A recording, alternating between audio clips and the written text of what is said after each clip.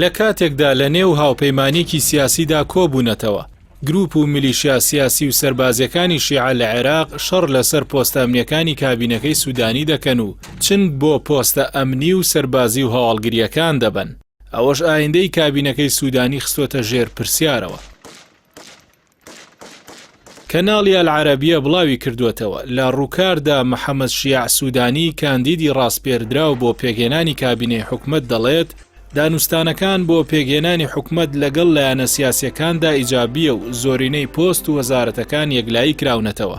بەڵام لە واقعدا دۆخێکی دیکە دەگوزارێت و گروپ و میلیشیا سەربازیەکان شەڕ لەسەر پۆستەکان دەکەن و بوونەتە لەمپەری گەورە لە بەردەم سوودانیدا.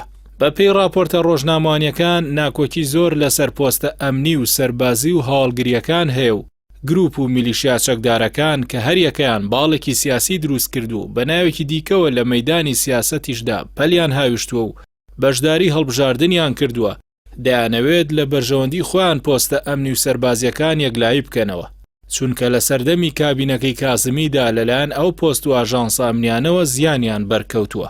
بەپێی ڕۆژنامەی شەرق الەوسەد بە دیاریکراوی بزوتنەوەی حقوقی سەر بە میلیشیا چەکدارەکانی کەتائیبی حزب الله کە بڕکێ لەگەڵ عەسایبی ئەهلی حەق بە سەرۆکاتی قەیس خەزعەلی دەکات بۆ بەدەستێنانی دەستگای هەواڵگری و هەریەکە لەو دوو گروپە کە لە نێو هاوپەیمانی چوارچەوەی هەماهەنگی کۆبوونەتەوە شەڕ لەسەر بەدەستێنانی دەکەن. هاوکات کەتایبی ئیمام عەلی هەوڵی بەدەستێنانی سەرۆکاتی دەستەی حەشدی شەعبی دەدات کە ئێستا لە دەستی فالح فەیازدایە و ناوبراویش هەوڵی بەدەستێنانی پۆستی وەزارەتی ناوخۆ لە کابینەکەی محەممەد شیع سوودانیدا دەدات.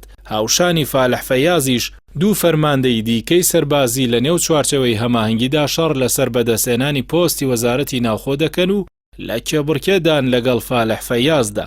لەگەڵەوەشدا گروپە سەربازیەکانی دیکەی نێو حەشدی شەعبیش هەوەشداریان بە محەممەد شیع سوودانی داوە کە پشکیان دەوێت لە پۆست و دەستگامنیەکاندا و پێویستە بەرکەوتیان پارێزراو بێت. سیانزەی ئەم مانگە پاش هەڵبژاردننی لەلایەن ئەنجومەنی نوێنەرانی عێراقەوە وەک سەرۆکۆماری عێراق لەتیف ڕەشید محەممەد شیع سوودانی کاندیدی هاوپەیمانی چوارچەوەی هەماهەنگی بە فەرمی بۆ پێگێنانی حکومەت ڕاستپارد و کاندیدی ڕاستپێردرا و تەنها مانگێکی لە بەردەستە بۆ تەسلیمکردنی کابینەکەی بە ئەنجومەنی نوێنەرانی عێراق. دیار نییە سوودانی لە نێو چنگی دەیان گروپ و میلیشای شیعە و هێزە سیاسی سەربازیەکانی دیکەی عێراق دەربازی دەبێت و هەمویان بە کابینە وەزاریەکەی ڕازی دەکات یاخود عێراق دەچێتەوە دۆخی پێشووی و چەقبەستوویەکی دیکەی سیاسی باوەشی بۆ دەکاتەوە.